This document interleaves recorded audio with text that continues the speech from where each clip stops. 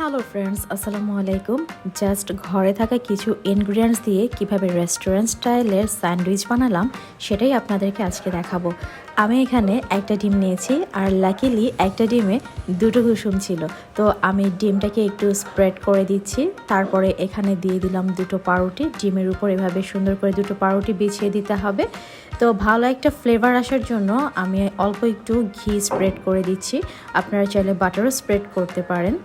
ডিম সহই পুরো পাউরুটিটাকে উল্টে দিতে হবে। তারপরে এটা আমি অ্যাড করে দিলাম দুটো চিকেন সসেস। আপনারা চাইলে চিকেন স্লাইসও ইউজ করতে পারেন। তারপর আমি এখানে দিয়ে দিলাম চিজ।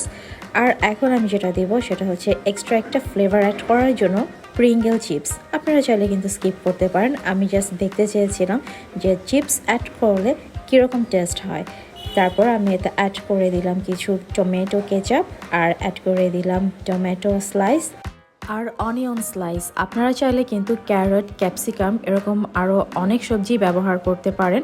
আর চাইলে কিন্তু মজরেলা চিজও ইউজ করতে পারেন। আমি স্লাইস চিজটা ইউজ করেছি। তো দেখুন কি চমৎকার একটা স্যান্ডউইচ হয়ে গিয়েছে, আর খেতে এত মজা ছিল যা বলার বাইরে।